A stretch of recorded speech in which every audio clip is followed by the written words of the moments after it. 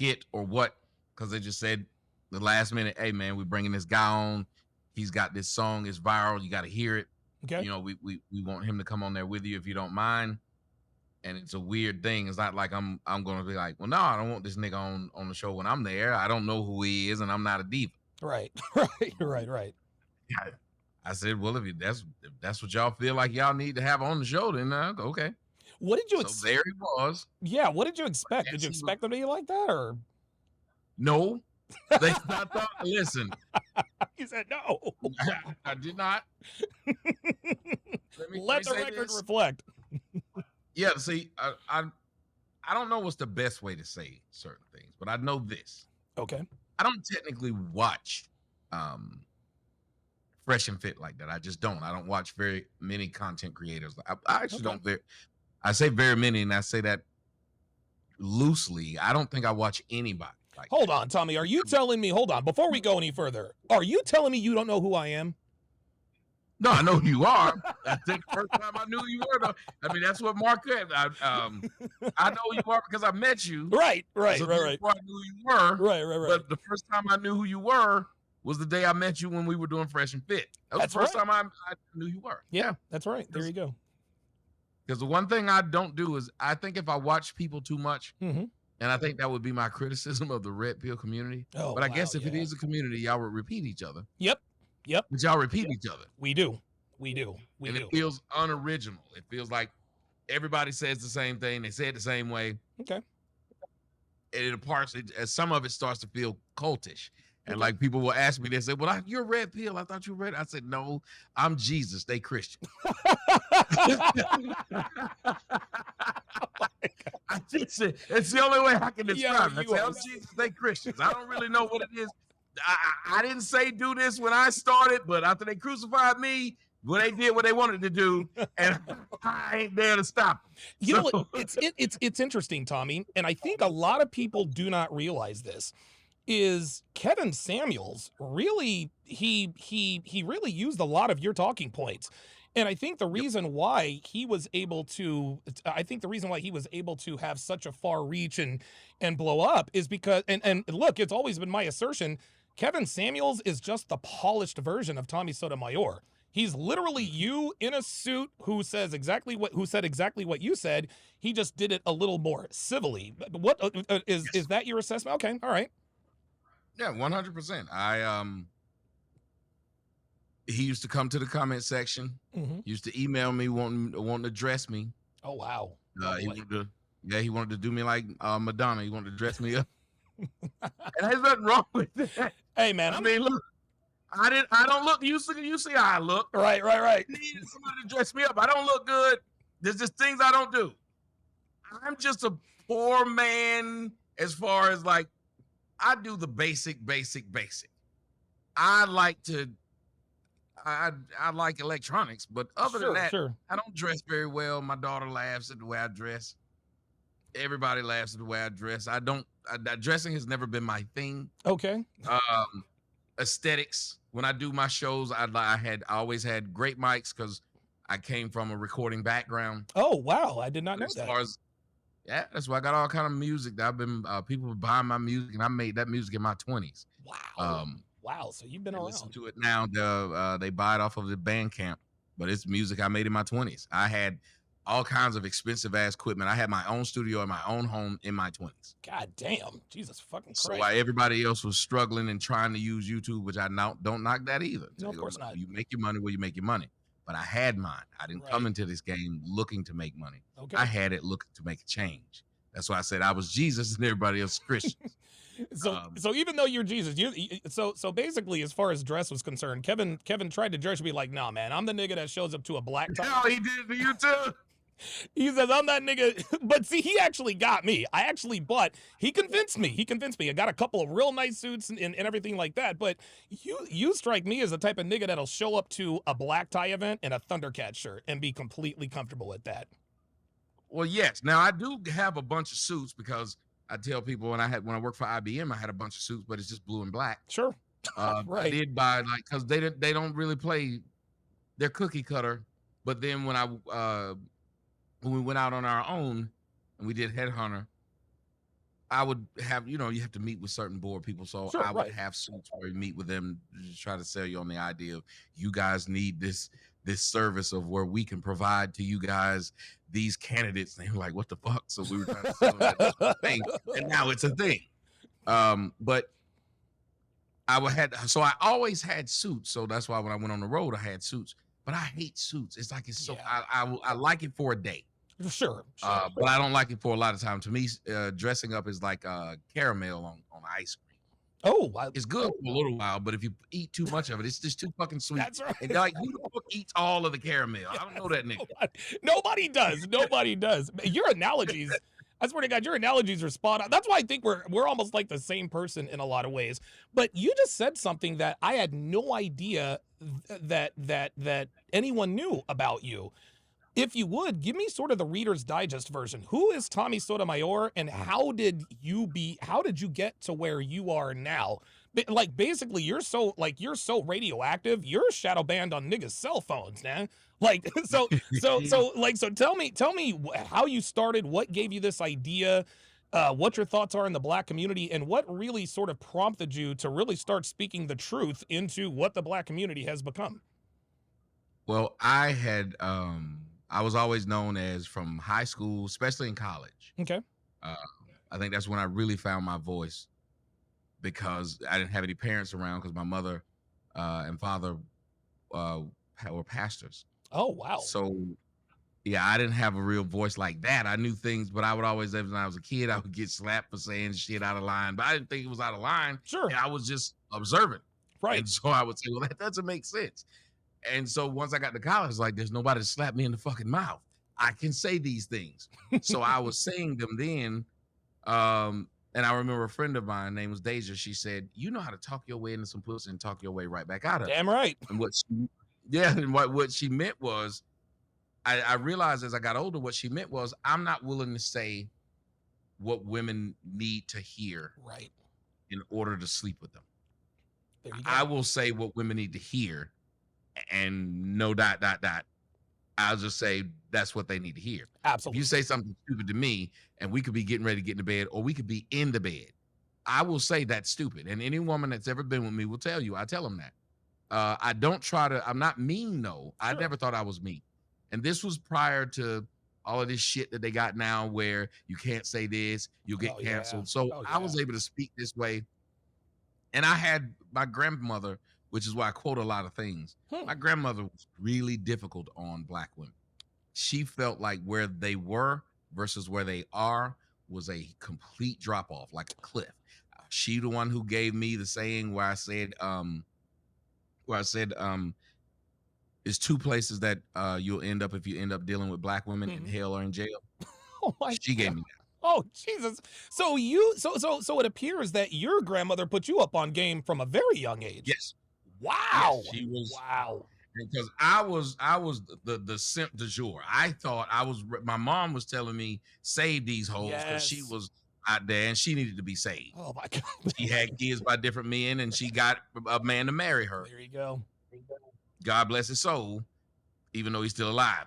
God bless him. He still did it. But I myself was thinking, okay, this is what a man must do. Right.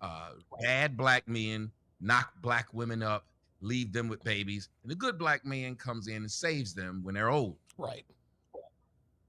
I actually believe that that's what you would do. I would sit there and listen to songs, Babyface. Oh shit, dude, Shy, man, Shy, Silk, all them boys, man. We remember all those. And they were loving women. That's right. Women were the best thing in the world. Men wasn't shit. That's right. I'll do all the things your man won't do.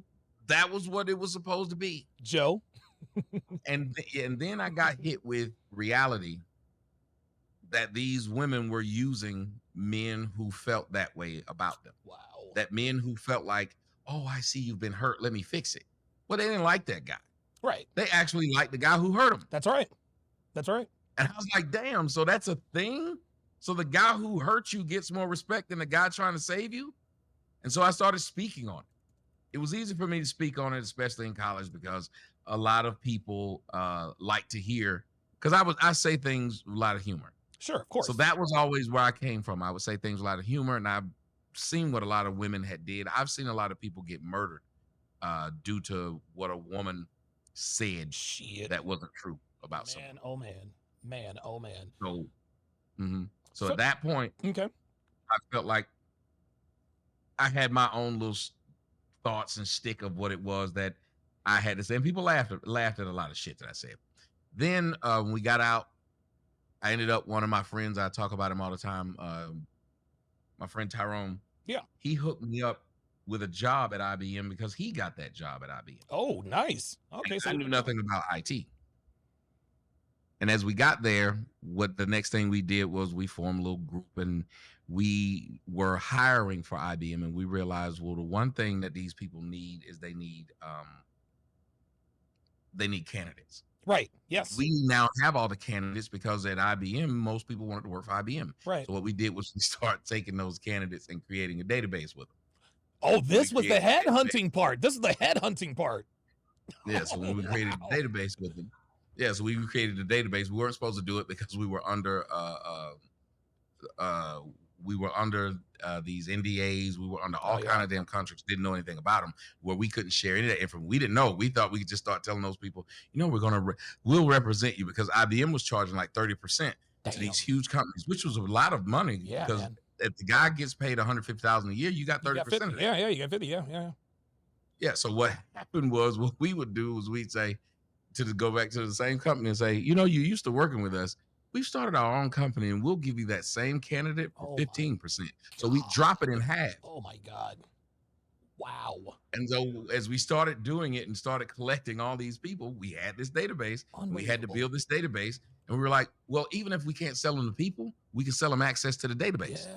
Yes. And you can sell the same access many you can get that same 15%. Yep. It just kept selling at different companies. Wow. That's where it started. Holy smokes. So when did you become Tommy Sotomayor, the viral YouTube guy? Was there a certain video? Was there a certain moment where, because remember what happened with Kevin, nobody knew who he was until Average at Best, and then that shot him into the stratosphere. Was that similar to what happened to you, or was it just sort of a slow boil?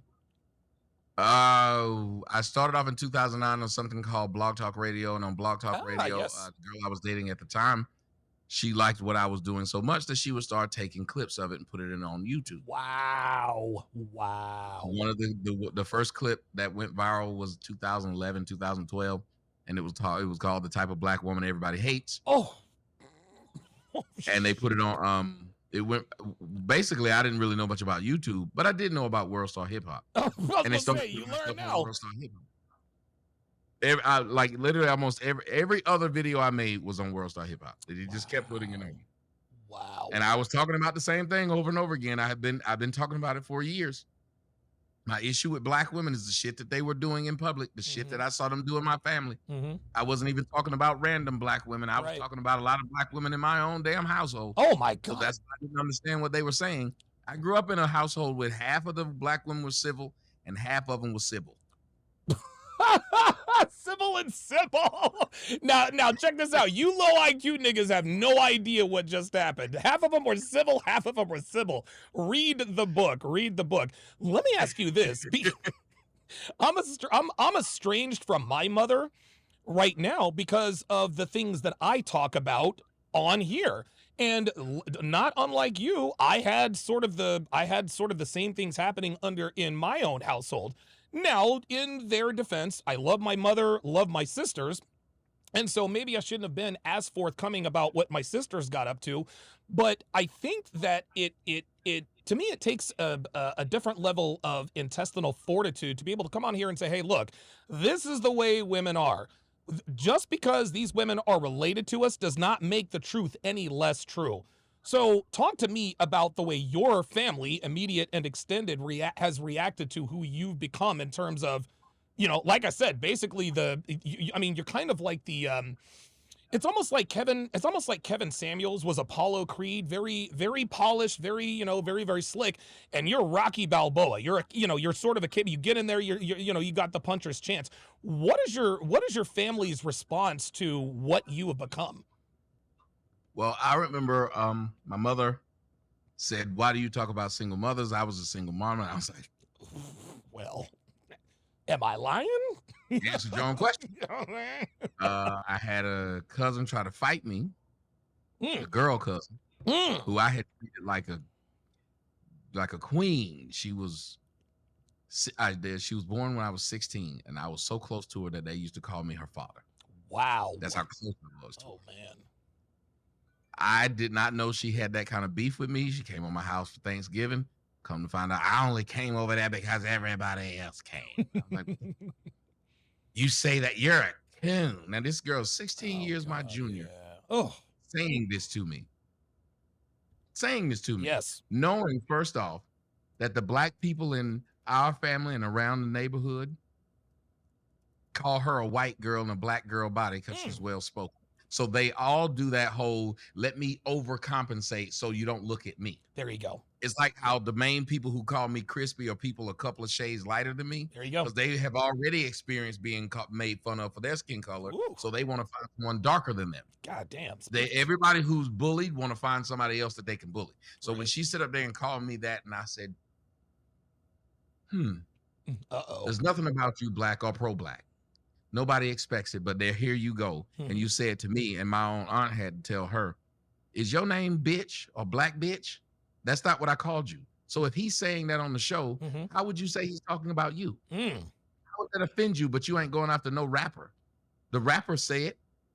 Right. And it come was after funny. me. My aunt has no problem. My aunt thinks I'm fucking hilarious because she know I speak like our grandma. She's a real one. There you go. That's right. That's right.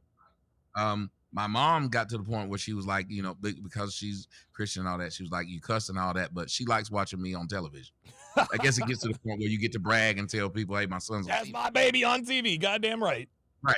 So the rest of the family doesn't really say anything. They laugh. Like every time I go to something, they get to brag to their friends or somebody. This is my cousin. Tommy Sotomayor. This is my uncle. So it's a different deal.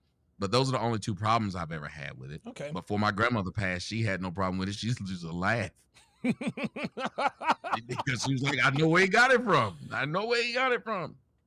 What now? You've gone on record several times, even in the chat. You're like, look, I'm not red pill, and I don't have a problem with that at all.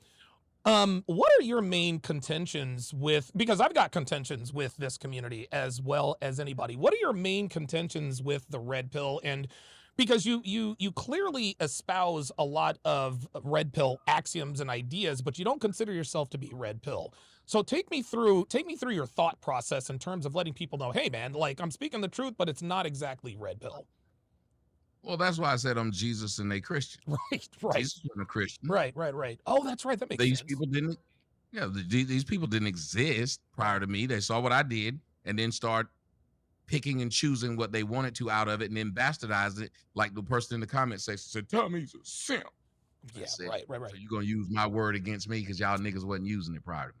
Unbelievable, man. So it's a weird thing to watch. It's weird to watch people say something that I know they got from me and then turn around and not even understand what I meant when I said it. It's like someone in the comment section said it a minute ago, and it was a mistake on their part, but this is how stuff happens. Somebody said, civil and simple. I like that. And I said, that's not what I said. I said civil and civil. Yeah. SYBILL. Yeah, but that's where mistakes happen. It'll get changed. Somebody say, hey, I heard Tommy say civil and simple. Okay. And it could work, and it would go at work, and it would just keep going and keep going and keep going.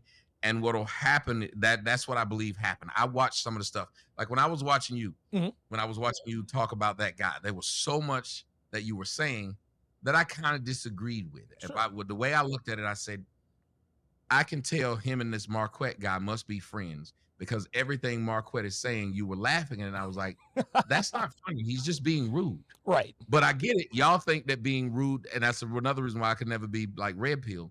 Y'all think just being rude to a woman, he got her. Yeah. And I'm thinking, well, what did you win by saying slur? Oh, he got her. And I'm thinking, it's like it's almost like we treat everybody like, it's like we treat everybody like super hot fire, right?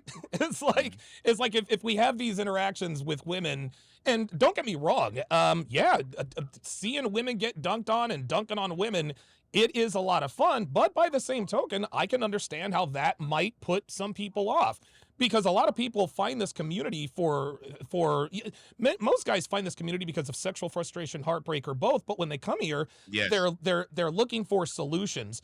And I believe that there are many factions of the manosphere. There's the solutions oriented manosphere. Then there's the part of the red pill that just wants to complain. That's what I want to stay away from. I don't want to just complain with no solutions. So if you were, so you're Jesus, okay? If you could snap your fingers right now, what would you change about the red pill community right now in the United States of Tommy Sotomayor? That y'all would teach more individualism. Okay. But what it appears is they were people who were not popular in high school, college, or in life. Wow. They found the internet. Wow, yes. And now they're trying to make their own version of the club that they weren't allowed to be in when it was their youth in life. Because a lot of these people are too damn old to be doing the shit that they do. Marquette, 100%. He too damn old to all of a sudden he the smoothest nigga and the toughest nigga on earth. Well, where was this 10 years ago? Yeah, because if somebody was this smooth and that damn tough, they'd have been this smooth and that tough 10 years ago. Right. It is insane that you're now, and I need y'all to pay me to come read my book, and I need y'all to pay me for my classes. And I'm sitting up here listening to this stupid shit, and I'm thinking, what the fuck can this nigga teach you other than, because if your book don't say, pretend to be somebody you're not, get online, follow other niggas, harass niggas, and you'll get money. It's Kevin Samuels telling all these motherfuckers, you work 2 jobs and blah, blah, blah. Well, he didn't do that. That ain't what happened to him. Right. He was broke as shit. If it wasn't for the internet popping off, he wouldn't have had anything. Right. That ain't how they talk to their audience. They tell their audience some fucking lie. I've been doing it. And I sit there and watch them. Every one of them has the same damn near background I had. Yes, right. Apologies. I've done I was in I love the posture. I've been in IT. And I said, so all these niggas, why I never met none of y'all niggas when I was in IT? None of y'all niggas did anything. I heard of none of y'all. You biggest niggas that was in IT that I dealt with personally, can you tell me the same? You can't. You can't show me any pictures of you dealing with them. You can't show me nothing. My resume's still online, been online. Right. It's right there. See, here's the thing, and that's why. And look, I'm no better or worse than anybody, but Tommy, I am completely clear with my audience. I had a great childhood until my mom decided to blow up our family. I dropped out of college. I had sales jobs here and there. I got lucky with this. Now, I did start my own mattress company, and I ended up selling that off. Then I got lucky with a few rental properties in Vegas. But then, of course, the housing bubble and all that, I got out just in time. But I got lucky on YouTube. All I wanted to do, Tommy, was tell my stories and try to teach men about how to deal with women, and it has turned into this. So I was never the guy. I was never the guy who was going to say, well, I have always been smooth with women. No, Tommy. I didn't get my black belt in women until I was about 35 years old, and I'm 46. I turned 47 in less than 2 months. But I do show my receipts. I'm like, guys, I used to be this beta bitch boy simp, and I tell my stories, man. I tell my simp tales, but this is how it's done. I'm now married to a woman with very large breastises, as you so eloquently put in the Fresh and Fit chat where we were on there. She benefits my life. She's attractive, and that's what I tell people. Look, man, you can be where I was. You can be homeless and strung out on drugs and still do. But I agree with you. There are way too many guys online. Well, I've always been good with women, and I've slept with 1,400 women and this and that. Dude, congratulations. If you fuck nothing but 9s and 10s, if you're telling me you fuck nothing but 9s and 10s, congratulations. You have just admitted to being a John. That's what that comes down to. And here's the thing, too, that tickles me. You were all this shit, and you decided to drop down and become a YouTuber? Right. You were some big shot. Tommy. I'm not saying that it's being a YouTuber is a bad thing. I'm not. But no, I'm saying you should have come in with shit already done. Right. If you had all this, because I did. If you came in with this much money, you would have came in with this much equipment. Your background and everything would have already been set up. Your clothes would have already been your clothes. Your clothes wouldn't start getting better and better and better. Your mic wouldn't start getting better and better and better. Your cameras wouldn't just keep doing. No, you would have had that shit to start. Right. Especially when a lot of these people started in 2017. Yes. 2018. past this time when the shit had blown up to Yeah. where it was. But you didn't. You didn't sit up there. Kevin Samuels wasn't sitting up there with this wonderful background. This nigga was sitting in front of a door. Yep, he sure was. And then nobody's sitting, yes, and then nobody's sitting and telling the fucking truth. And I don't get it. They're not telling the truth. And if and whether you tell the truth or not, it's when you then start insulting the other people. Yes, well, you 100%. shit because you're dating a woman with kids. Okay. All right. So single moms, right? Right. Yeah, like your mama was a woman with kids and your stepdaddy was helping take care of you. I mean, you sit up there and have dated several with, like, you'll say this to the person, but they won't tell the people. Right. They won't say, like when the guy said you were a simp. I said, don't you understand that I came up with the acronym because of how I was, and that's why I explained to you. Yeah. I was sitting up here trying to save hoes. I thought that's what you were trying to do. I thought that was your job, to be so chivalrous. I came from the era where it's your job to take care of a woman. That's right. She shouldn't have to work. That's right. She should stay home. She should be a stay-at-home wife. Let me get your thoughts on this. My definition of a simp, Tommy, and I think you'll agree with this, and I know many people have many definitions of a simp, but my definition of a simp is a man who gives an undeserving woman access to his time, his energy, his attention, and his resources. Do you agree, disagree, add, subtract? What are your thoughts on that?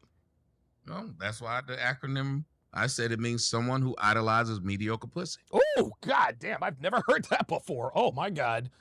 Someone who idolizes mediocre pussy. You're sitting up there and everybody has fucked this bitch.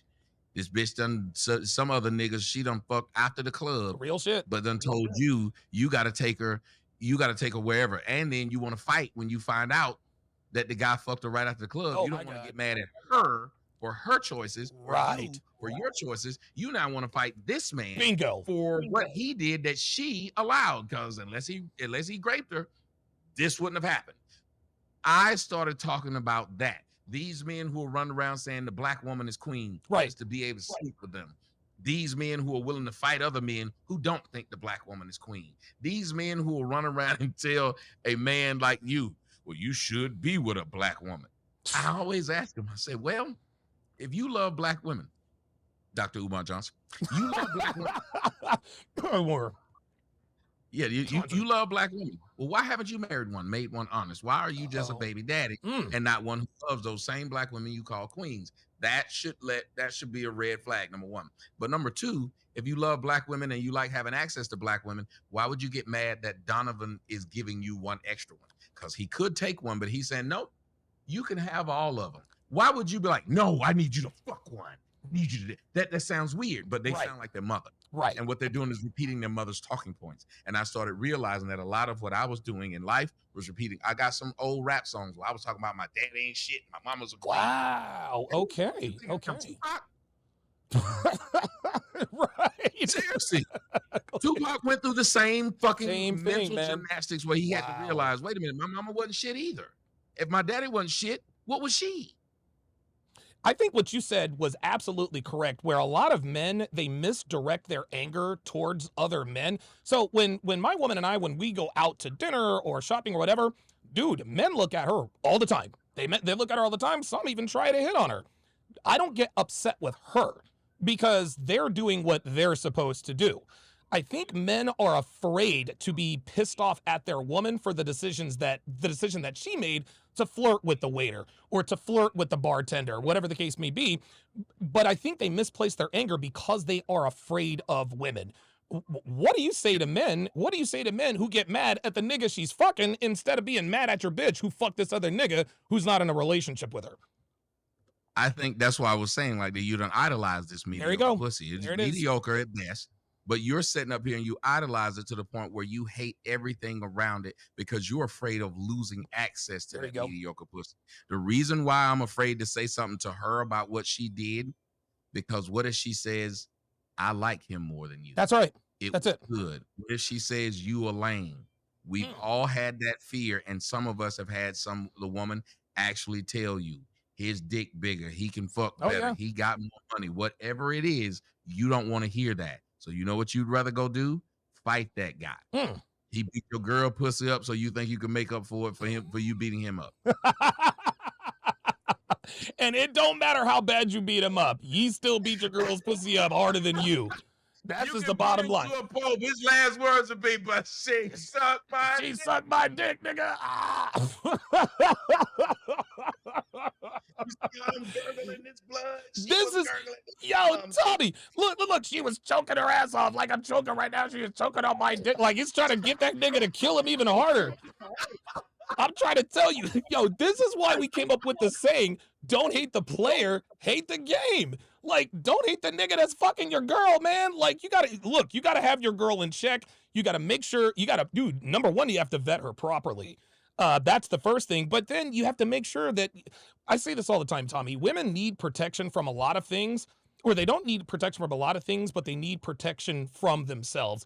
And one thing that black women have constantly said about us black men here in the 21st century is that we no longer protect them, right? Black women are always, and it's interesting, black women openly celebrated when Kobe Bryant died a few years back. They openly celebrated when Kevin Samuels died a couple of years back. Yet they expect us to jump in and rescue them from, the perils of life and danger. And then when we don't, they say, well, where were you guys at? You guys are supposed to protect black women. Tommy, are black relationships, can they be saved? Are black women and black men in America ever going to get it right again, or is it over? I don't see it. And let me tell you something. I wouldn't stand in front of a grape and a fruit fight with a black woman. I just would. Man, I'm trying to tell you, dude. I'm not, because let me tell you something. These people want you to, they have a complex where it makes them feel good if someone is injured or murdered trying to take care of them. Oh my God. If you ever watch, I'm not lying. No, you're right. You're right. They will put you in position to have to fight the nigga they fuck. That's right. They will put you in position to have to. How many times have we seen these stories? There's a rapper here in Atlanta. His name was Trouble. He was murdered being in this woman's house. She didn't tell him that she was living with this other nigga, that they had just broke up. This nigga came in, shot him. Another story about the football player, Travis. I forgot his name. Y'all Travis Kelce.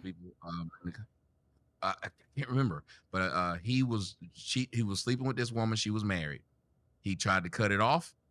She done lied and had the man she was married to and the family members go try to shoot this man up. Oh yes. Oh, I know who you're talking about. The last name escapes me, but yes, there you go. Then you have situations like I forgot the dude's name. He used to be in this TV show called I know who you're talking about. His name is like Raymond Santana or something like that. Yeah, Merlin Santana. Yes, that's him. That's it. Yeah, Marlon Santana. Yeah. He's black and Hispanic, but yeah, he got killed. That's right. And how did he get killed?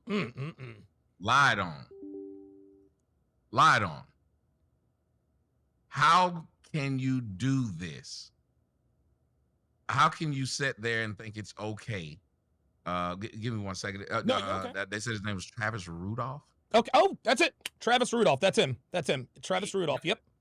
That's him. So you look at these things and you have to say to yourself, well, okay, these people think this behavior is normal to see these men lose their lives dealing with you. Right. Lose their lives trying to just date you. You got them taking care of kids that aren't theirs. Right. Then you calling them punks for taking care of kids that aren't theirs. I just think that a lot of what you see is so detrimental that I don't think there's any coming back from it. These women do not view, I don't think black women honestly respect black men. No, they don't. Because they did. Because if black women respected black men, they wouldn't have videos out there saying, oh, if you want to get you a white man, get rid of the black girl attitude. There you go. That's it. Why wouldn't you get rid of the black girl attitude in order to date any man? Wouldn't matter the color. There you go. And it's interesting. Think about it, Donovan. You didn't say, let me be a different person in order to get this white man. Right. I didn't have to change a damn thing. Nope. Didn't have to change a damn thing. If a black woman wants to get with a white man, she has to change everything. She's got to change the way she walks, the way she looks, the way she dresses, Dude, she even has to pretend to like pumpkin spice latte out here in these streets. You know what I'm saying? Me, I ain't got to change a goddamn thing. I can still listen to NWA. I can still listen to Dr. Dre. You know what I'm saying? I can still show up in my sleeve tattoos. I can still talk about my criminal record. And well, I always say this all the time, man. I didn't choose white girls. They chose me. So, like, don't be mad at me. Don't be mad at me for the choices they made. But I'll tell you something else here, Tommy. No. It appears that black women, black men are the only race of men who have to put themselves in imminent danger to get any respect from their women. Agree or disagree? Agreed. Man, we see Agreed. it all the time. They have to live a lifestyle that could get them killed, because there's no way that all of these women want a drug dealer and a gangbanger or somebody with, but they do. Yep. And so then the nice guy, and that's what I said, is this, I don't like the way that black women treat. When they date a white guy, he'll be the exact opposite of the black guy they date. The black guy who was the exact same as that white boy, he was going around saying, yeah, I want to listen to, and he was listening to Soundgarden. He was square. He never get the pussy. The fucking white boy, that white boy can listen to the exact same thing, Garth Brooks and all. Right. With it. And she'll give the. I've seen some of these black chicks who do YouTube. Yes. Who have a white man. Why is it that the black chick who does YouTube, who got a white man, she more acquiesces to the way that he is than the other way around? It is beyond me. And here's something else I'll submit to you, Tommy. So strong. Look, I'll submit this to you. We hear our opposition all the time. If women were in charge, there would be no wars. The patriarchy needs to go. Bullshit. We be in a war every day. Hey, I submit to you, Tommy, that proof that matriarchy has failed is alive and well in the black community. And here's why. The black community is a matriarchy, Tommy. It is run and overseen by black women. Why else do you think politicians, year after year after year, actually every 4 years, they roll out the same racist ads, they roll out the same bullshit? The reason why the black community can be controlled with our emotions is because most black people are raised by black women. Think about the George Floyd situation out in Minneapolis. Okay, whatever happened to George Floyd, but then black people got emotional and destroyed their fucking city. And so I think the powers that be knows that they can control the black community because the black community is controlled by women. Ergo, this is a matriarchy. And the black community is a modern day matriarchy that is failing right before our eyes. This is why we know the patriarchy has to stick around. Yeah, and listen, they've been known it doesn't work. Let me just say this. And you can't dispute it, but I'm going to let you try. Okay, all right. Every election season, they always roll out some woman to tell black folks who to vote for. It'll be Meg Thee Stallion. Yep. It'll be Glorilla. Oh my God. It'll be Cardi B. Lizzo. When's the last black male they rolled out to tell you to vote for the Democrat? It's always a woman. It's always a woman. And Ice Cube actually tried that. And of course, Vivica and them were all over him. Go ahead. Yep. So the males don't speak up. Then the advertisements were all black women, said from the pole to the poles, from the pole, the stripper pole. From the pole to the pole. From the pole to the pole was an actual advertisement to get black women, as if every black woman is a stripper. Tommy, that's not true. That's what's scary. You ain't got to lie. You ain't got to lie to kick it. They identified with the stripper. Tommy, look, you ain't got to lie to kick it. That can't be true, bruh. Like, are you serious? From the pole to the poles? Yes, sir. You can Google it. From the pole to the poles. Stereotypes. Just like when they were trying to get everybody to get those fucking vaccines. Yep, absolutely. Now, they've never said, when they did that, girl, you look good once you vax that thing up. If you want to get a girl, you need to get a vax. Why would they sit up there and have Mia X, Juvenile, and a bunch of strippers saying, if you don't get vaccinated, you can't fuck this bitch. Now, mind you, they don't say if you aren't wearing a condom, especially in Atlanta where AIDS is running rapid. Oh my God, yeah. They don't say they don't have a commercial that a black woman is saying if you don't wear no condom, you can't get this pussy. Right. They don't have a commercial that says if you don't have your STD test, you can't get this pussy. But they had a commercial that said if you're not vaccinated, you can't get this pussy.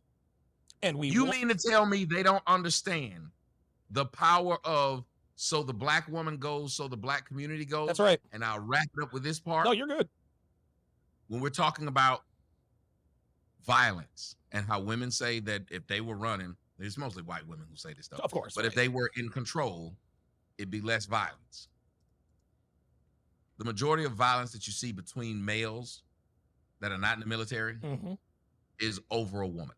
That's right. And the women push it. Yep. The women didn't have to fuck your brother. Joe Biden's, the woman fucked Joe Biden's, both his sons.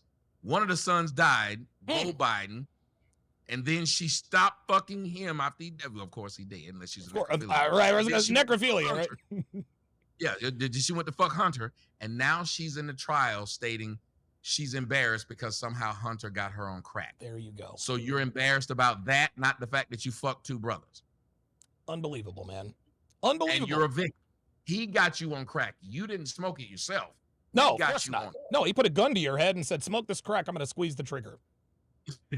So that's what they do. And when you watch this, women have done nothing but start shit, and the majority of women, they do nothing but lie. If you catch them in something, their first thing they're going to do is lie. It's somebody else's fault. It's never theirs. Personal accountability is something that women don't do. Now give this fucker a nuclear weapon and a military. Shit.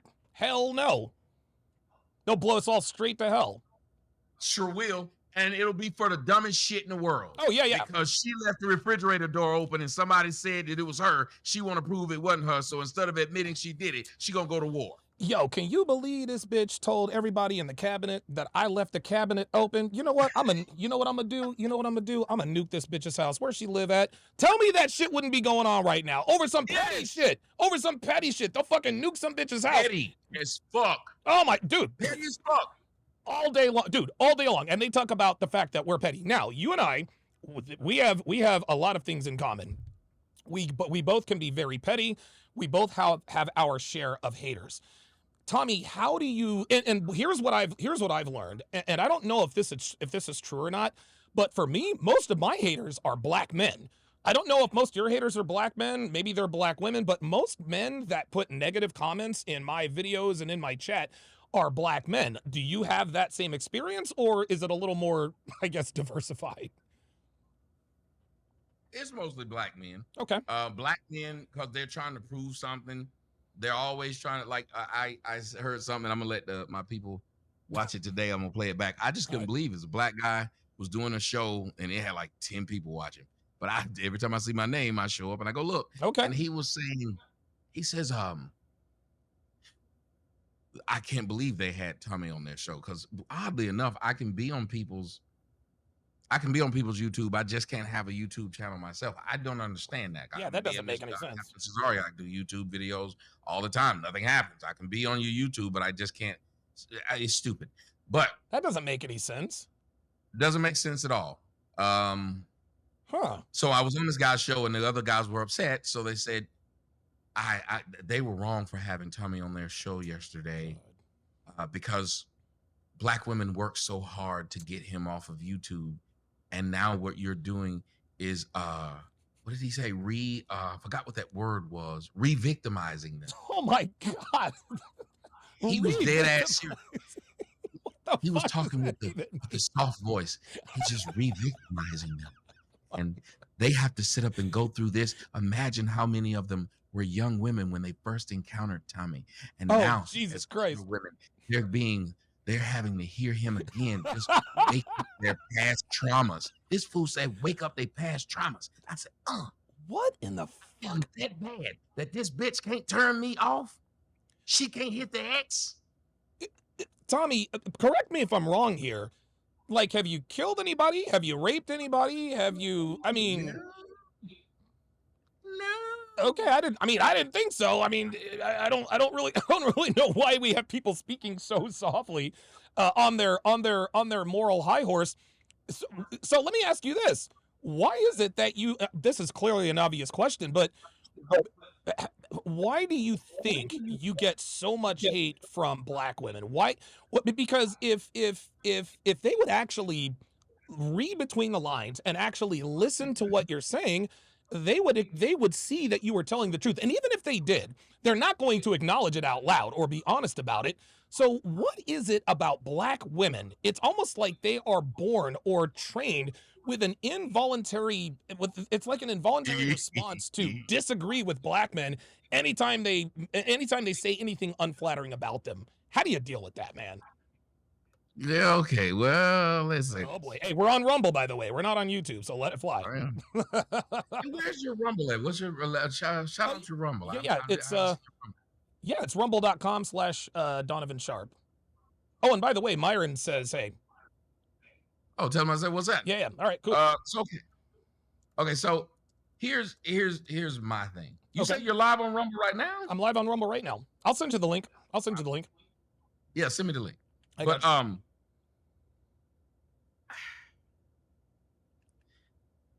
weight problems. I noticed that a lot of people don't like to hear black. Okay, you said we live in a patriarchy. That's Here's right. the biggest thing. Since we live in a patriarchy, guess what? Black men are used to hearing a black woman tell them something. That's black right. Men are Coffee hack. That's right. Told something by a female or a white person. So have you noticed a female or a white person can tell them something and that's it? If another black man says something, it's confrontational. He's not used to hearing a man. You're trying to put me. It's immediately going to go into a dick measuring contest simply because a man might be telling you something that's true. There you go. The women, the only woman the only person in the black family that a grown woman is afraid of is Big Mama. Right. Big Mama's the only one who can tell her something. Right.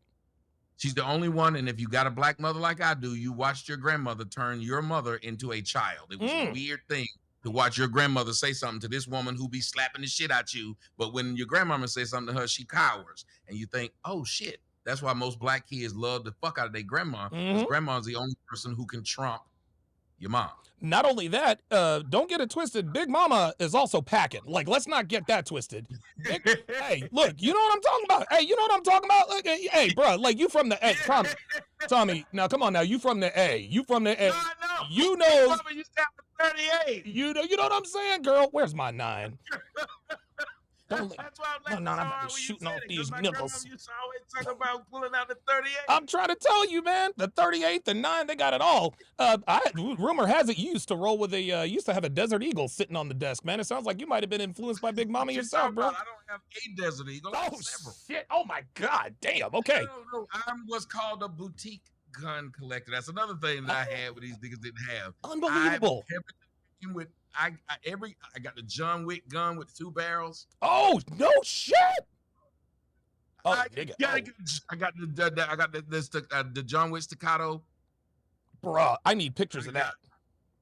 Oh yeah, I'll say I need pictures of that, man. I was in Arizona. I took that big bitch Brittany Griner out to shoot with me. She shot my. Shit.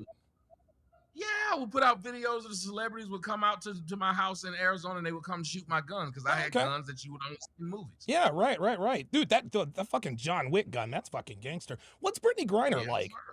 What did you think about the Brittany Griner situation? All his funk and voice is deep. But she was sweet. She was a nice person. Okay, all right.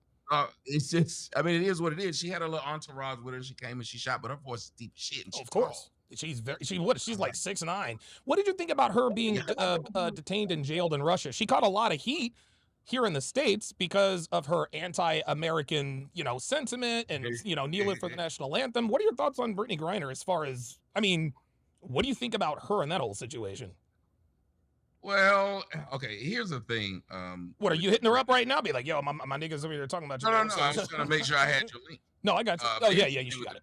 Brittany Griner situation. Okay. Brittany Griner, for as much as she didn't like America and whatnot, America went to bat for her and gave up a motherfucking killer. They gave up a killer for a chick that has a minor skill. Yes. At 6'10", this bitch should be dunking on everybody. That's right. The only time she can dunk is if they clear the floor and give her a running start.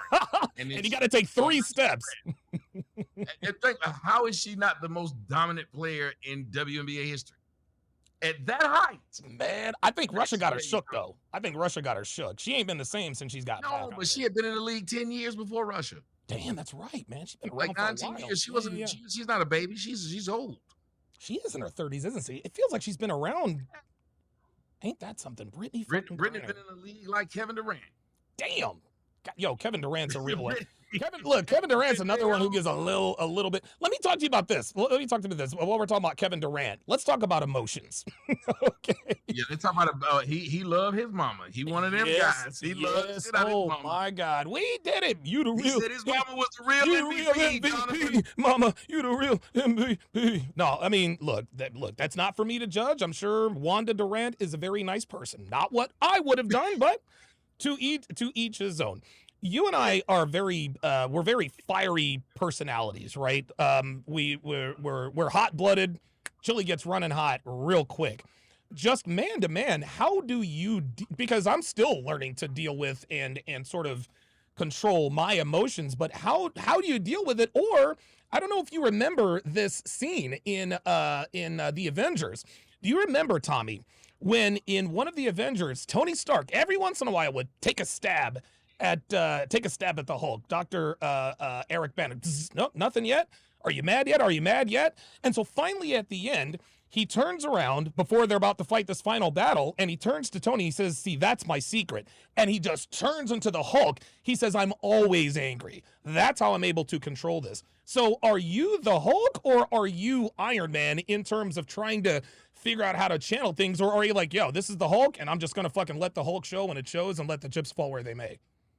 Well, first off, I love Marvel. Yes. Second off, it is Bruce Banner. Oh, my bad. Not Eric. My bad. Mm-hmm.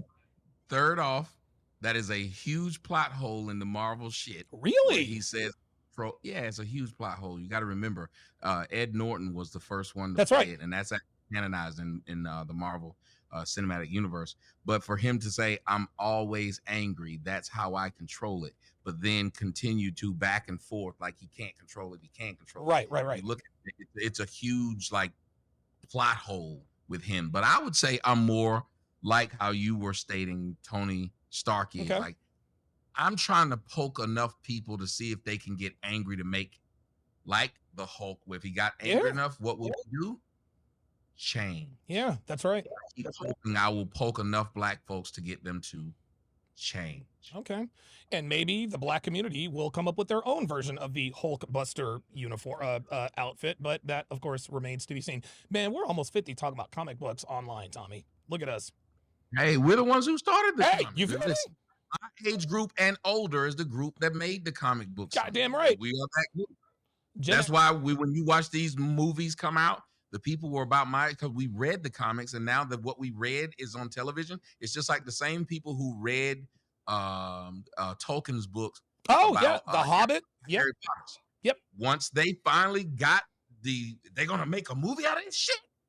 Or what about the people who were the fans of Game of Thrones? Oh, dude, show out of this shit. Same thing. Right there for it. Look, Tommy, tell me you didn't lose your shit when you started watching the trailer for Creed 2. When you saw him lean up against the ropes and you saw the name Drago. You saw the name Drago on Tommy, I almost jumped out of my goddamn seat. We're Gen X, and I think we're the most valuable demographic that there is, for sure. Very much so. We were the greatest generation. Damn and right. The 80s was the most awesome generation for movies. I set up, if you haven't watched it, go to Amazon Prime and watch them do the RoboDoc instead of RoboCop. Oh, yeah, RoboDoc. Yes. Yeah, it's beautifully put together. But hell, and we're of the age where, and I was talking to one of my best friends on the phone the other day. Mm-hmm. We're of that age too, where a lot of our friends have died. Yeah, man. And I never thought I would get there. Like when they were dying, when they were young, we knew they were doing fuck shit. Of course. That's why they died. Yeah. Now we have people who are dying just simply because so and so got cancer. Yeah, man. Yeah. And you're like, what the fuck? Not him. Yeah. Like we're at that stage in life, Tommy, where we're gonna start losing people. Like my parents. My parents are now in their 60s. And now, they're both in good health, but, they're clearly on the back nine. I lost a couple of aunts a couple of years ago. I had a friend out in Vegas drink himself to death over a girl. And that obviously doesn't have anything to do with age, but we are at that point in our lives where we are going to start losing people. And I think it's interesting. We're probably the most emotionally ready, as emotionally ready as we're ever going to be to deal with the deaths of loved ones, because I can't imagine what it must be like to be 12 years old and your dad dies, or 16 years old and your best friend gets killed. It's just, that kind of thing is beyond me. Yeah, like the basketball player who plays for the Dallas Mavericks. I said it last night. His name is Derek Lively. He's 20 years Derek old. Lively, yes. You know, he just lost his mom this year. He did. That's right. He lost his dad when he was 6. He's by himself at 20 years old. Fuck. 20 years old. Imagine that. Like you said, I listened to you talk about, you know, your mom might have blew up the marriage, but like you said, you have them. Yes, right. Even as you go through, when you got married, you had somebody to be able to talk to them. You talk to your dad, talk to your mom. Yeah. You had these resources that we tend to take for granted. Like my mom's right here in the same state with me, just an hour away. Right. I take that shit for granted. Yeah. Like, you know, I'll see her next week. Yeah. But this dude can't see any of them. Wow. It's just him, his whatever friends he made in life, and the players he plays with. That's it. God, he has nobody to go home and eat. I love mom's. My mom I love her macaroni and cheese. Right. And her he doesn't have that anymore. Right. And he's 20. At 20, I was the stupidest motherfucker I know. Shit. Who you telling? Man, I'm gonna tell you what. You know what's funny? I was actually having this conversation with Devin the other day. I said, I'm gonna tell you what, man. If I became a professional athlete, I would be the nigga who's broke in 5 years, getting in trouble, strung out on drugs, 8 baby mamas, all kind of. And Devin's like, no, there's no. Him. Yo, I said, Devin, you didn't know me when I was 20, 21 years old. I was a dumb motherfucker, young, dumb, and full of cum, as they say. I would have flamed out. And don't let me have been a professional fighter or a boxer. Oh my God, I'd be in jail right fucking now. My crazy ass dude. I'd have been late for games. I'd have been high at games. I'd have bet on all of it. Coach. Yo, I'd have been Latrell Sprewell choking out PJ Carlesimo. I'd have been all of that. But the point is we're self-aware enough to know and understand these are our weak points. So I'm glad the creator, whoever he was, waited to bless me with financial success in my late 40s, because had I had this kind of success in my 20s, my life would be very, very different today.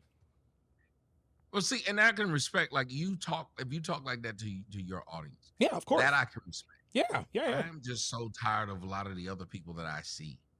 They won't, like, even with that whole shit with that jackass. Yeah. I know y'all were finding it funny. You clearly but I were just not. watched that. Yeah, you weren't. I saw a few things and it bothered me from what you had played. I'm watching, he's telling me about backbiting, and I'm sick of these motherfuckers hollering this word backbiting in like the last 5 days. I had never heard this shit as much as I've heard it in the past fucking 5 days. And then I look at Marquette, and he always talking about me backbiting, and nigga look like he pillow bite. But that's another story. Okay. All right. But I don't like this man. He done picked a fight with me that I wasn't trying to fight. Right. Then he just making up stupid shit. You like to have your ass licked. Why do you keep saying that? That bothers you. I'm laughing and joking with these women. Right. And mocking them. I make jokes all the fucking time. But what I would do with myself sexually, how would it bother you? How would that's gay? Okay, I'm gay. Why does that bother you? Right. Sir? What does that have to That do with you? Sit here, make an argument about it. But for them to say they hold the key to masculinity, that's the shit that bothers me.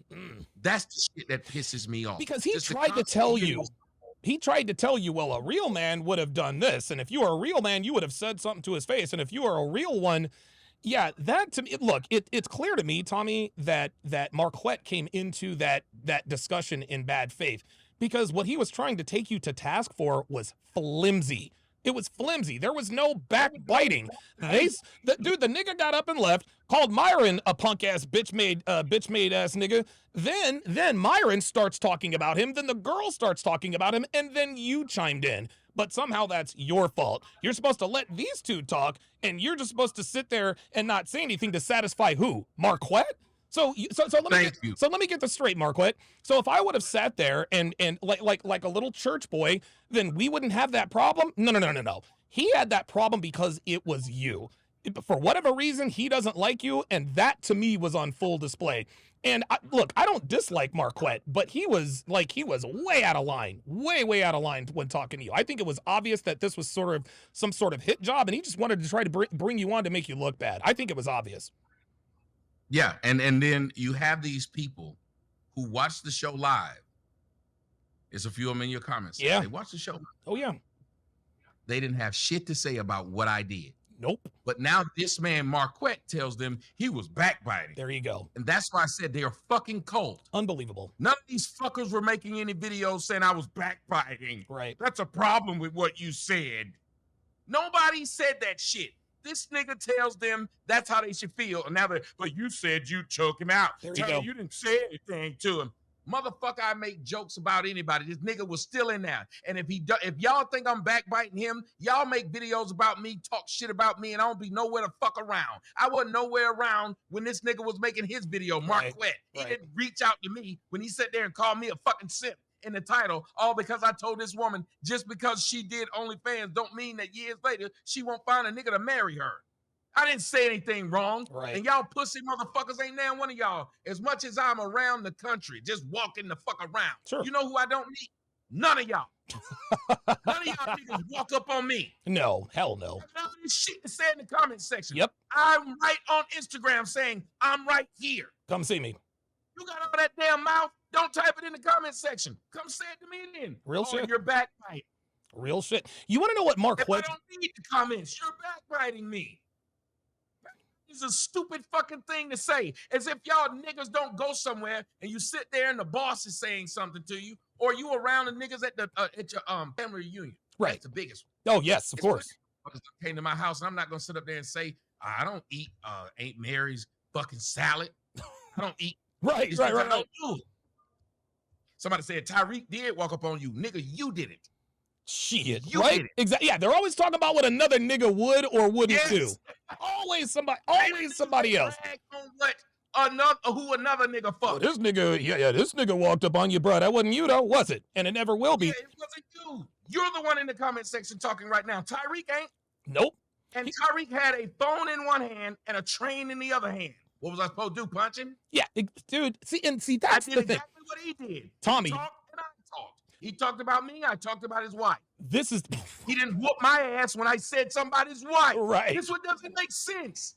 These niggas expect me to be in here, and I was supposed to whoop this man's ass. Right. Or I'm a punk. And that's why I don't like the red pill community and most of these niggas who run around with these cults. Because you're now trying to tell me, again, we try to tell these black women they ratchet and they need to stop with the shit.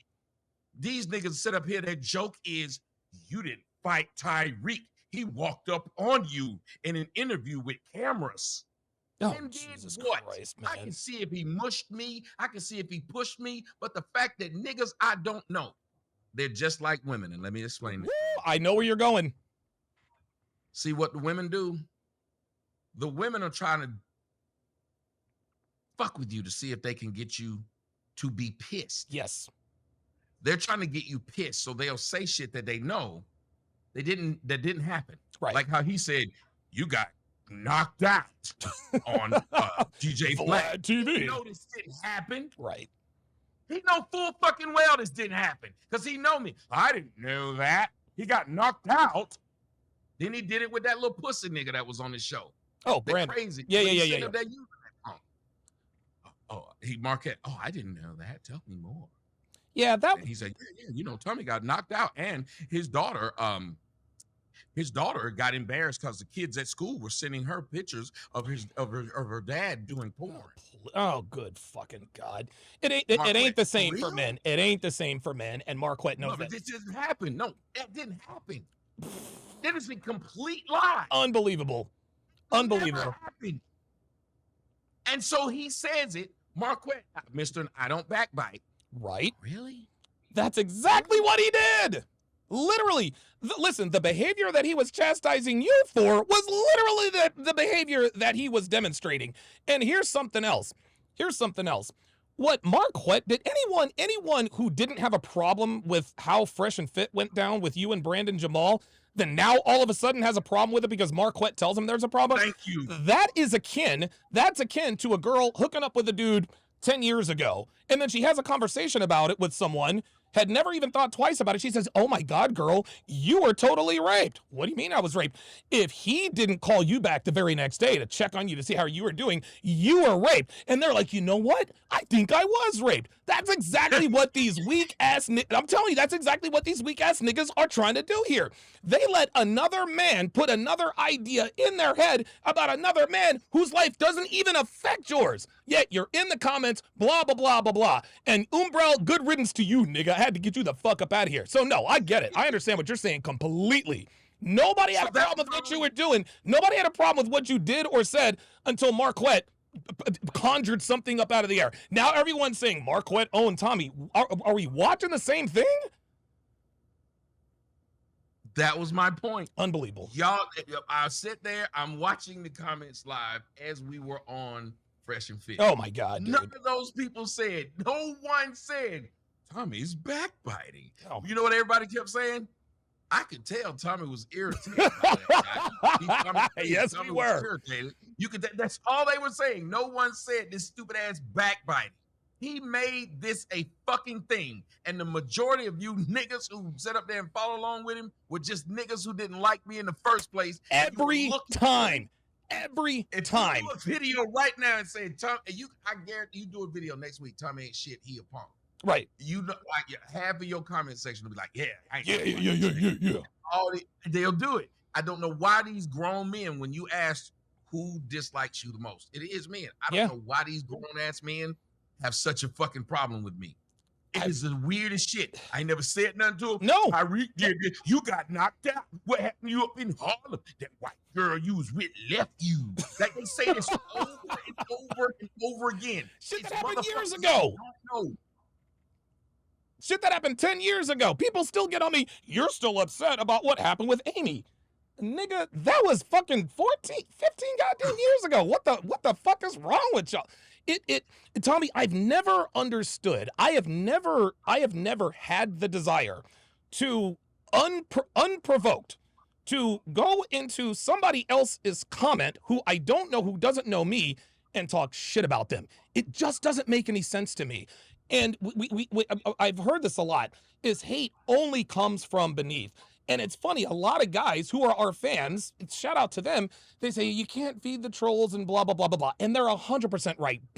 But it's real easy to tell someone don't feed the trolls when you have no idea what it's like to have hit pieces put out about you. You have no idea what it's like for people to be putting shit in comments in videos that is flat out not true. And you nailed it on the head. The niggas that come out of the woodworks with this controversy are niggas that didn't like you in the first place. But what they're starting to do now, Tommy, is they're starting to preempt it. They'll say, well, you know, I used to be a big Tommy Sotomayor fan, but after he was on with Marquette, I think I lost a little bit of respect for him. Nigga, you never liked him in the first place. Get the fuck out of here with that. So that's what they're doing now. Unbelievable, man.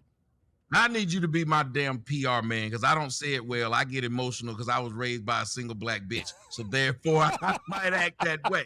I sit up here and I listen, and I'm like, this shit make me mad. I'm sick of motherfuckers trying to tell somebody else that they punk or they scared. What the fuck? Who you done punk? Let me go to your YouTube page and see how you done whoop niggas' ass. Yeah, right. You done beat niggas up. You done been up in people's faces. But you get to sit behind a name that ain't yours with a picture that ain't you, talking about what I should have done in a place in which you will never be. That's right. Let me say that again. With a name that ain't yours, with a picture that ain't you, in a place that you'll never be invited. And that's what pisses them off the most, Tommy. Because, and I say this all the time, our biggest haters are low-key our biggest fans. Our biggest haters are low-key our biggest fans because why are you worried about what this nigga on YouTube is doing? Why are you worried about that? So what, you wake up every day thinking, you know what? Right to the point where you hate him. Right. Commentary on shit. Fine. You see something, I can see a motherfucker doing something. I can see a nigga sitting there picking his nose, putting the book in his mouth. Oh, and saying, stop it. I'm going to move on with my life. I'm going to move on with my life. I don't know if I can sit up here every day now hate this nigga because he put a book in his mouth. Oh my He's God. just pushing degeneracy. Oh my God. Somebody in your comment section said Marquette had a problem with you were pushing rim jobs to the audience because that's degeneracy. Hold on a fucking minute. So what I do in my bed is pushing degeneracy to a group of people who brag about fucking different bitches. You see is me? that not degeneracy? And the point is, they never liked you in the first place. That's why the reasons for not liking you are always flimsy. Oh my goodness, it's like I'm talking into a mirror. 10 years ago, I've been making the same joke, but now y'all were fans. Now you have a problem with I was it. making a joke 10 years ago. You never said that's degeneracy. You would sit up there and know that them guests would come on the show. I fuck half of them. You would never say that's degeneracy. I can't believe it. Pearl clutching. And listen, they're literally saying the same stupid shit. So now Marquette have made y'all be able to call out degenerate behavior. Unbelievable, man. Now that is what we're doing now. That's what the red pill is now. Ay, ay, ay. I like getting my dick sucked. That is degenerate behavior. I like skeeting in bitches' faces. That is degenerate behavior. I have kids out of wedlock. That is degenerate behavior. Y'all niggas ain't married. Y'all sit around calling women bitches and hoes, and y'all were laughing as Donovan was laughing at Marquette. There you go. Calling these women all kinds of names. There it How is. is that not degenerate behavior? There you go. Them women that do nothing, no matter what it is they did, for you to publicly just call them out their name is literally degenerate behavior. Because if somebody walked up to one of y'all mamas or one of y'all sisters and called them out their name because they got kids out of wedlock. There you go. There you go. Because they got an Instagram with their ass out, y'all would want to fight. But it's not backbiting when y'all do it to this white woman. When they were sitting on there, what he said, I know the I white was girl. listening to you, and I disagree with you when you were saying when you were laughing at him when he said, well, look at her face. She should have worked out. Who does this nigga think he is? Looking like a fruit basket Kenny Lattimore. Does he get to talk about motherfuckers like this? Don't sit there and call this shit out. Nope. The audience, yeah, look at her face. Nigga, let me see your girlfriend then. Everybody who had a problem with her big nose, looking like Peter Griffin's wife, yeah, it's funny. I get it. I laughed myself. Yes, it looked like she had a Dorito on her nose. Oh my God. Yo. I understand. Yo, this nigga just said. Turn around and say, oh, right. She should have lost weight. Nigga, I need to lose weight. Most of y'all need to lose weight. I thought my dick was getting smaller when I woke up last week. No, my stomach's getting bigger. I only see half my dick now. It's a damn shame. Nigga, you said Kenny Lattimore, man. I ain't heard of that nigga. Where is Kenny Lattimore? Like, is that nigga even alive right now? Oh, I don't know, but he might be Marquette. He might be, because he looks just like Kenny Lattimore in the same place at the same time. You haven't seen it. Never. So I'm sitting up there like, that's the kind of shit that bothers me. Sure. That's why I know I won't have no friends online. I can't be niggas' friends online because when I watch this fucking pack rat mentality, when I watch this cult shit, LTT or the PTTS, and I kept seeing all these niggas post. What does that mean? Peace to the saints. Peace to the saints. Oh my God. That's what they all put. Peace to the saints. Oh boy. We're saints. And I said, y'all niggas old as shit. Looking to be a part of a group. Peace to the saints. I see liking the motherfucker. Sure. I see enjoying what he do. Then go on with your fucking life. No, that's not what happened. These niggas live and die by the word. There you go. YouTube. That's right. And that shit is creating a fucking fan that's gonna kill one of these niggas one day. I'm gonna tell you what, Tommy. Those kinds of fans, those are the, because we have, unfortunately, we have a very small percentage of fans, not even fans, men who, because we get people writing into us all the time. Hey, Donovan, big time follower. I got your woman's. Yeah, oh, dude, love those to death. Unfortunately, there are a disproportionate. I don't know if it's all of them. I don't know if it's most of them. I don't know if it's even some of them. But I know it's enough of them to have warranted the concern that, hey, you know what? Maybe we need to sort of dial it back a little bit because we can't control what our fans do.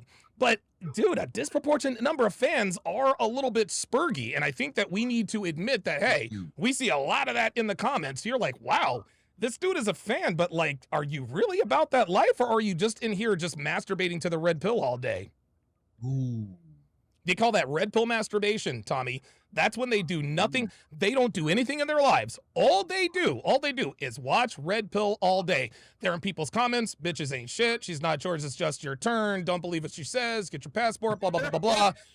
And while all of that is true, they don't have a passport. They don't plan on getting one. They're living at home with their mamas, and they love to watch Fresh and Fit after hours. Those are the type of dudes that only watch after hours, but they don't watch Money Mondays. They don't watch, talking about, real estate. They don't watch them. They don't watch when they bring on guests like Richard Grannon or Robert Kiyosaki or Grant Cardone. Nope. They would sooner tune in to watch Myron dunk on these fucking OnlyFans hoes and jerk off to sleep at night to the same hoes that they just subscribed to that they trolled on the internet. It's the same thing. It's the same thing.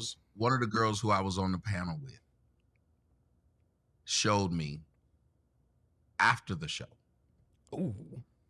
All them people who were talking shit to her, how many of them not only had subscribed to her OnlyFans, she was a straight show, but how they were saying to her shit like, "You're beautiful. You'll be able to find a husband. Don't listen to what they said."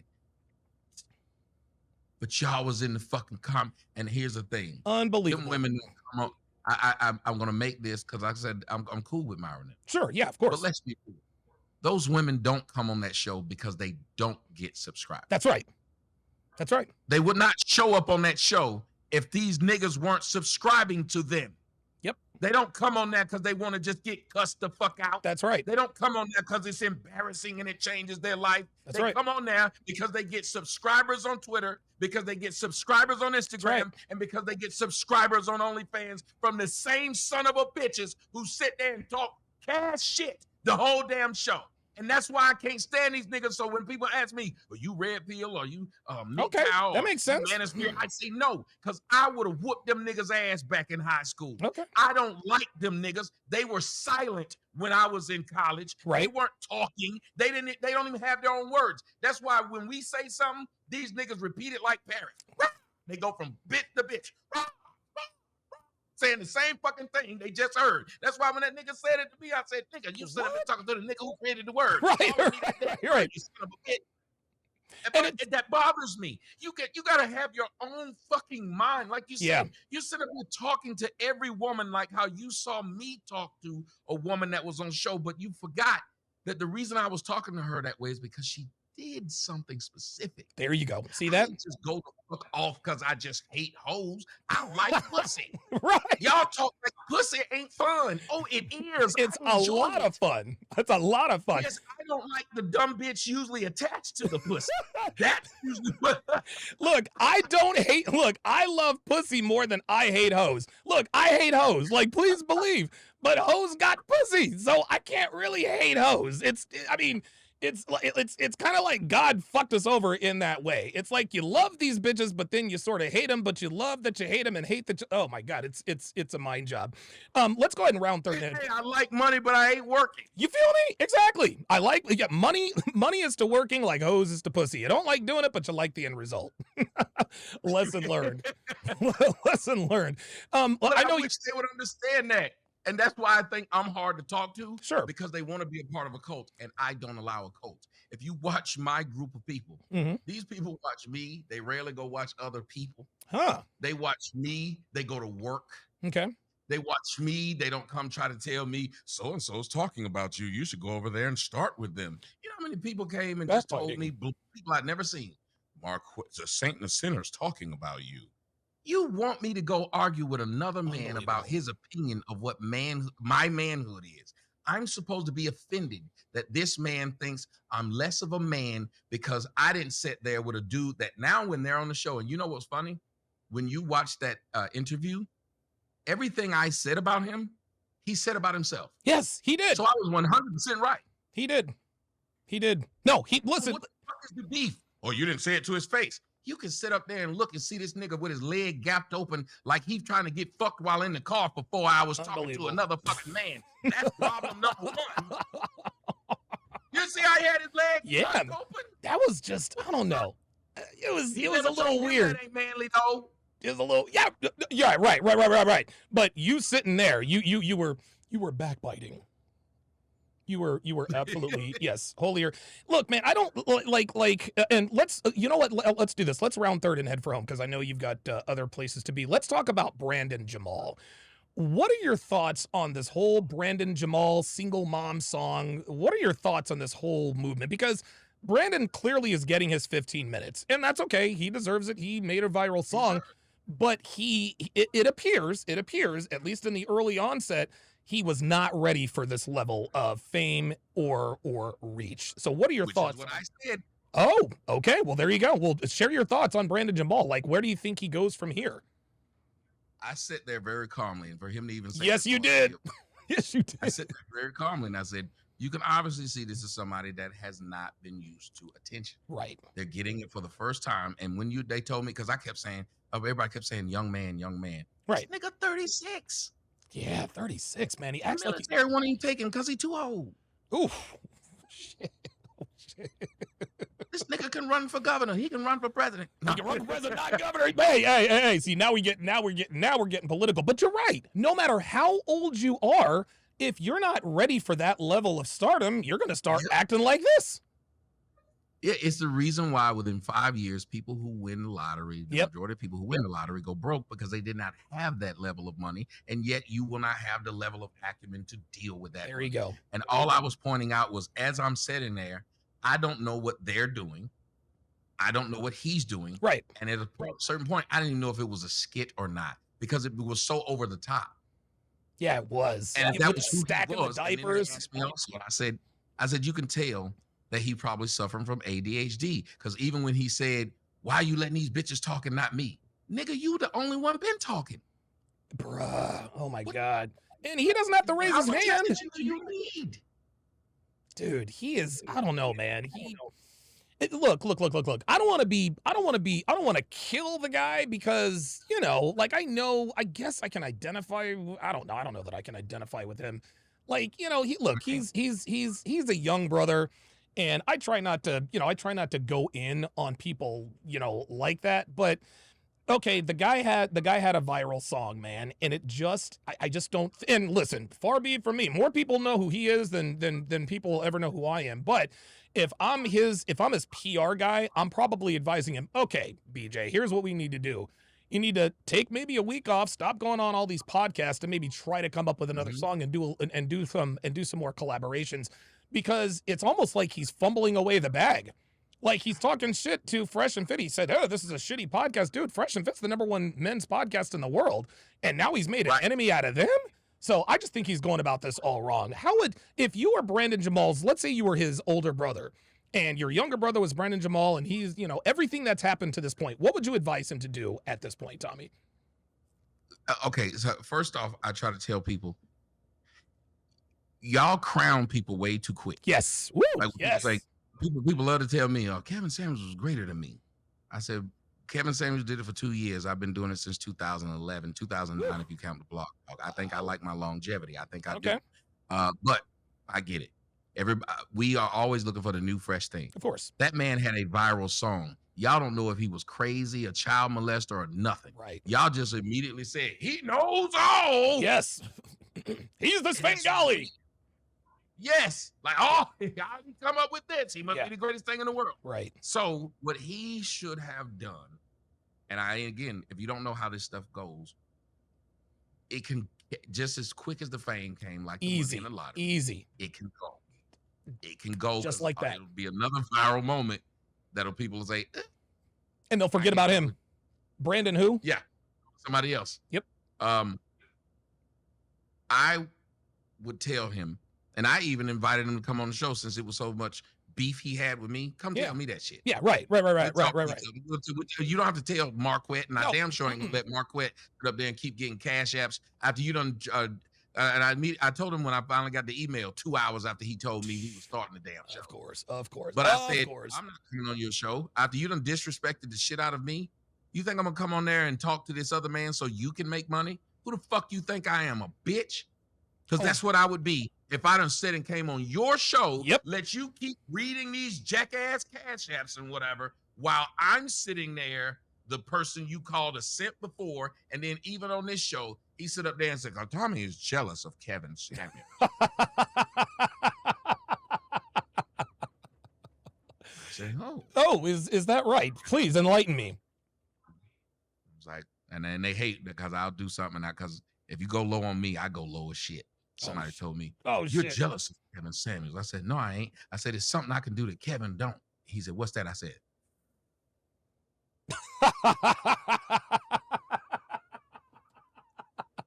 thank God we are on Rumble, ladies and gentlemen. Thank God we are on Rumble. I can't believe you went there. Oh my God. You went there. Right. I'm like, you fuck with me, say shit about my child, about my mom, about every fucking thing you can say. But because I'm alive, I can take it. But this nigga who dead, who will never hear another word I say, I should now be careful. And that's a problem with black folks. Yes, sir. We believe that we can say whatever we want to say to you until you get in a car wreck and you're paralyzed. Shit. Then I'm supposed to act like I loved you. Nope. When you die, we supposed to say, rest in peace. But when you alive, I'm going to talk a ton of shit about you. It ain't right. So while you talking this stupid shit, I'm going to sit up here and say, you idolize this person. Some of you getting tattoos. And I would look at him and I would say, hey, wow. Okay. I don't know if you saw that, people getting Kevin Samuel tattoos. Oh, no, I did not know that. Yeah, but I would say to this young man, say, look, if you say this has never happened to you in life, don't you want your 15 minutes to last 30 minutes to last an hour? There you go. Don't you want this 15 minutes to last to the rest of your days? If you believe that you're getting money that you've never had, why would you want to lose it just as fast as you got it? Because they think it's going to, because they think it's going to be there all the time. I think Brandon Jamal. Go ahead. Go ahead. I think Brandon Jamal is under the impression that he is always going to be this hot. I think he thinks that he is in a static state of viralism, if that's even a word. But what he doesn't understand is that in 30 days, next month, no one will remember who this dude is. And so in order to stay relevant, you have to replicate what you did without getting crazy. It looks like Brandon thinks he can retire on this single mom and this diaper stick. And the way he's moving, I don't see that happening. But see, that's what I said. I pointed this out. But you're okay. Thank you, guys. I was telling them, how am I supposed to react when I see, number one, I'm cool with Myra and them. Right. I thought you were cool with them. When the last thing you say is you a bitch under your breath as you walked out. Right. Why would anyone then try to act like I'm afraid of that guy? Right. Right. I'm backbiting that guy. You should have said something to him. What should I have done as he said that? Hey, motherfucker, let me tell you something. Let's square up. Let's square up. I'm a 48-year-old man, and my job at that moment was, is this real? And so when they came back and said what they were saying, I was like,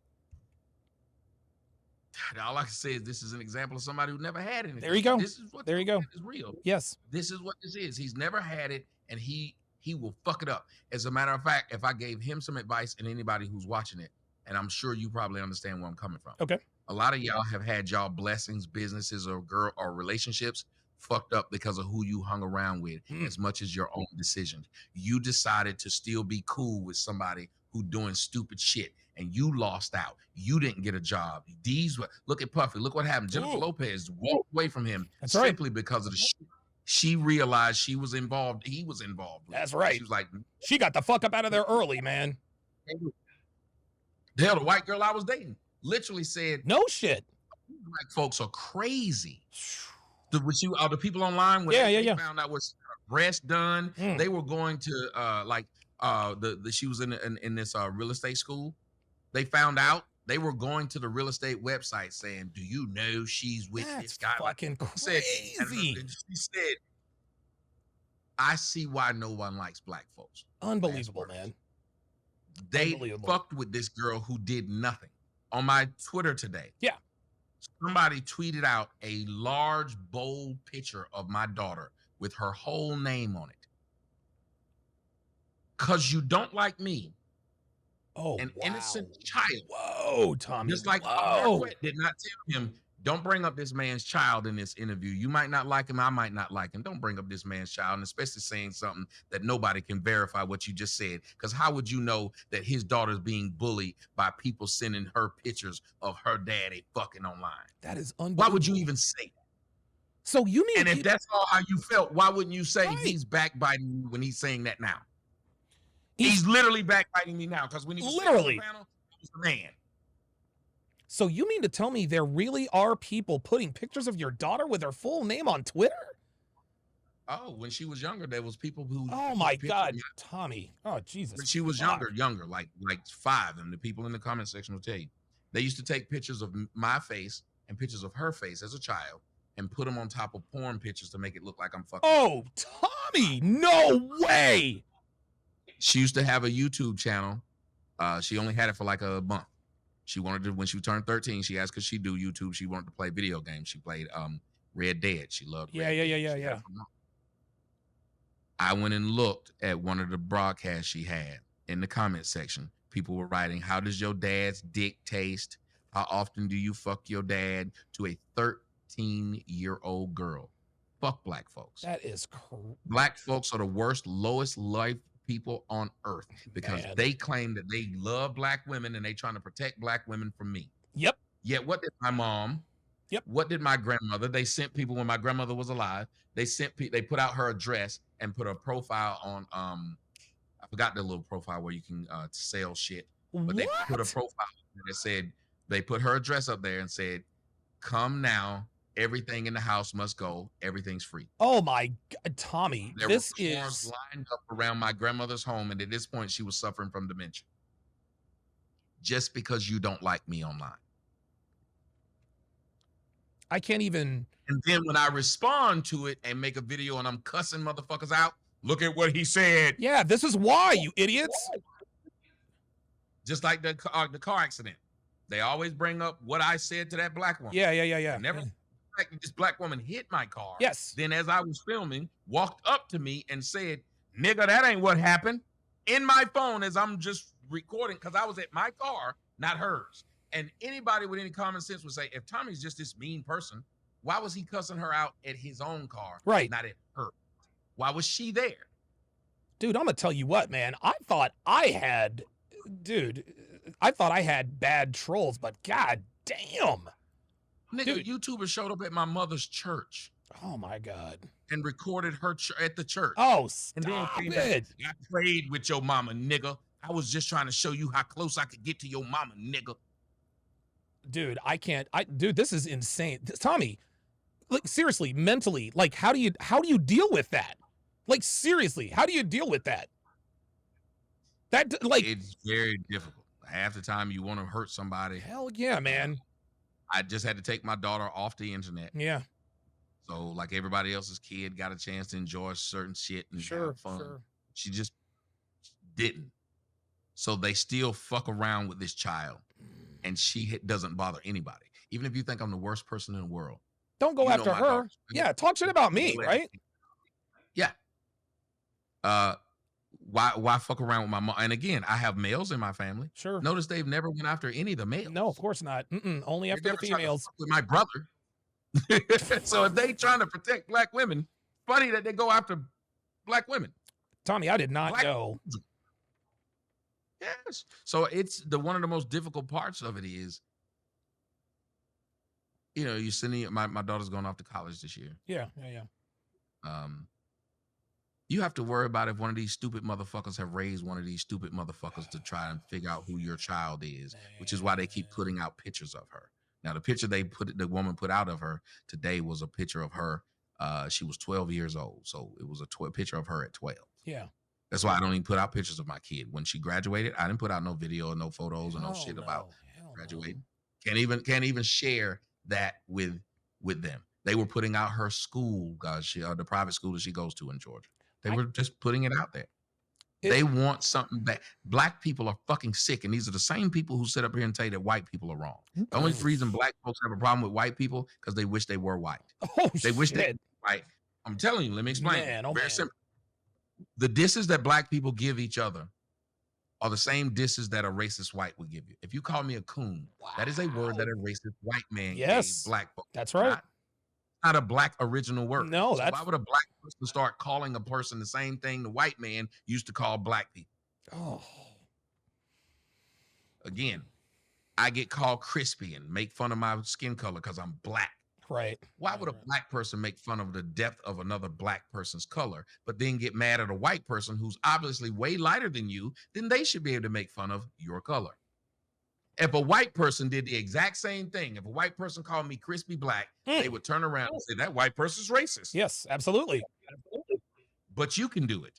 And then when I finally explained it to them, the black people told me, oh, you know, black people, we make fun of each other. We roast. That's our culture. Oh, no, not that.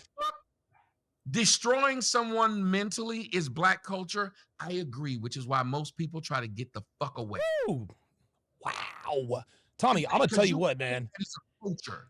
Think about it. Yeah, if you you're right. own degeneracy as a culture, if you own hurting each other as a culture, if you own stealing as a culture, if you own abuse as a culture, then why the fuck wouldn't I want to leave it? Right. And then they mad that when they watch the NBA and the NFL draft, there you go. Niggas got white bitches.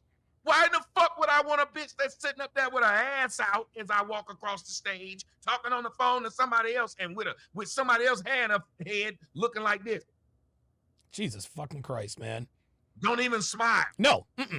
No, set for life financially, yet the white girls all over their guys. Hey, congratulations, baby. Yes. I'm going to have the guys over, blah, blah, blah, blah, blah. Unbelievable. Tommy, I got to tell you, man, I had, like, dude, I knew that you were the target of a lot of trolling. I had no idea. It was to that. Like, Tommy, this is like psychotically criminal activity, and I'm not even. Did you know what happened to my I just got my Twitter back. Do you know how I lost it? How'd you lose it? They couldn't flag me because I was saying anything wrong. They tried that. Sure. Work. Right. So they flagged it on saying I'm not who I am. So they took me down until I proved that I was who I said I was. Because they were saying that my profile was not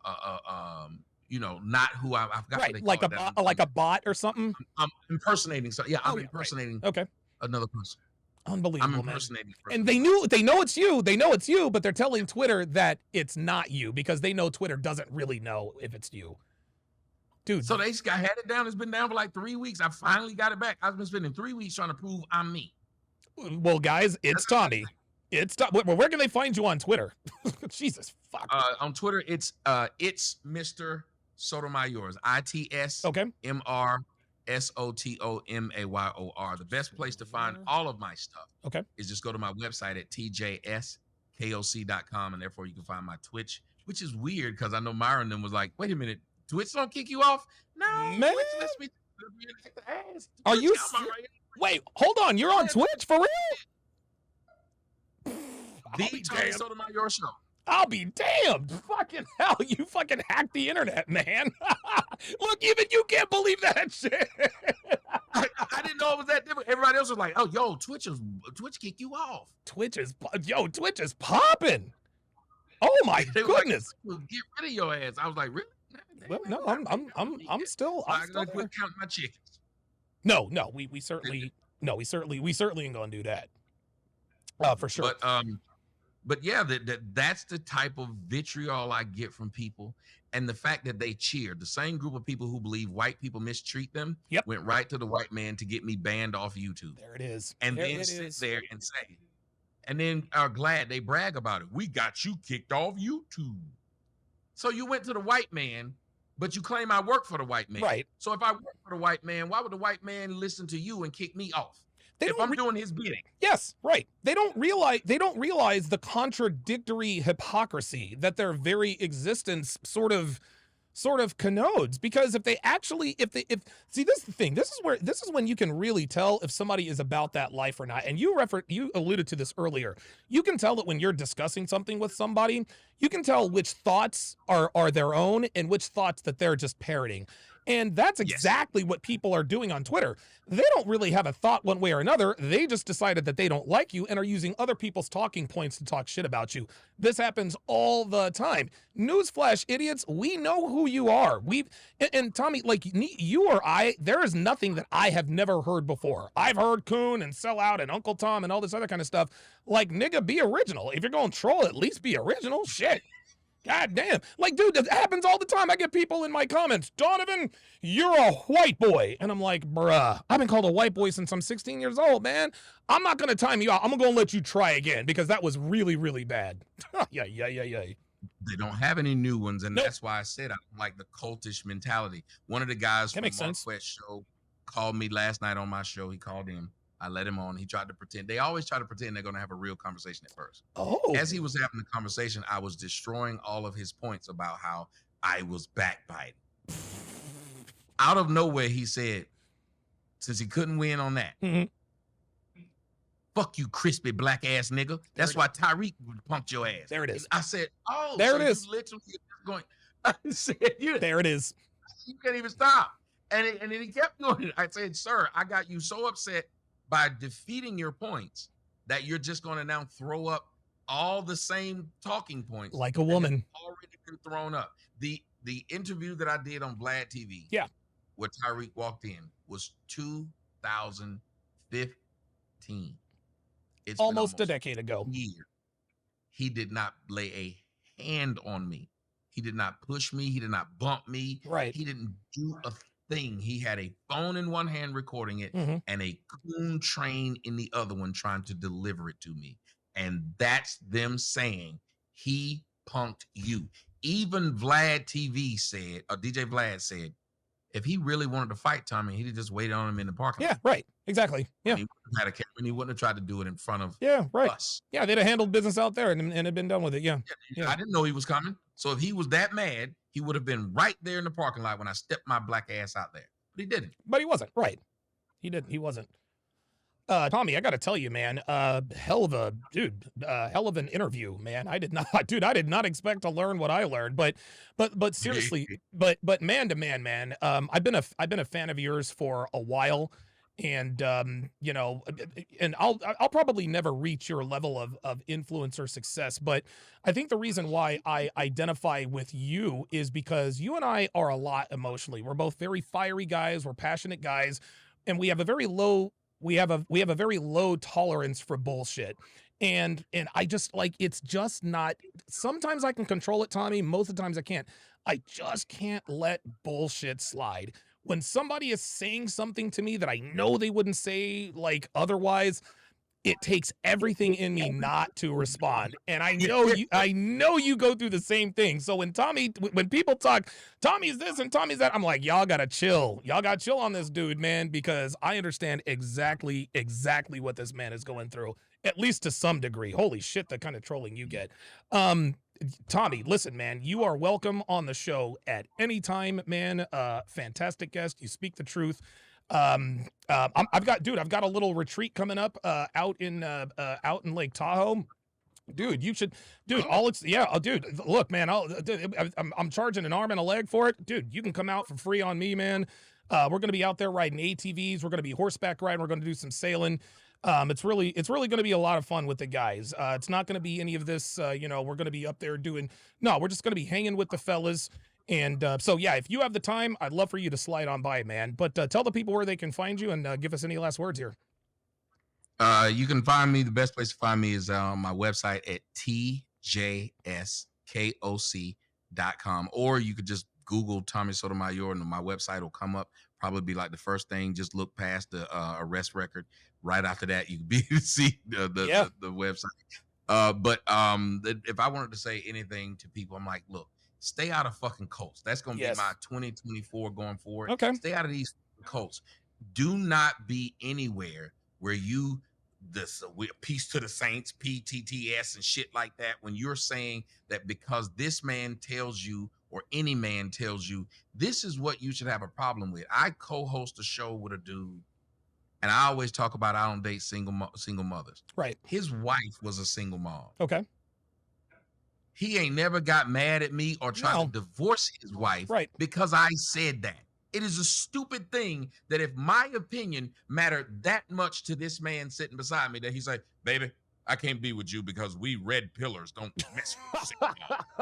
You gotta leave. I have to keep my red pill card. Right. I got these niggas on the internet who I've never met. I gotta please them.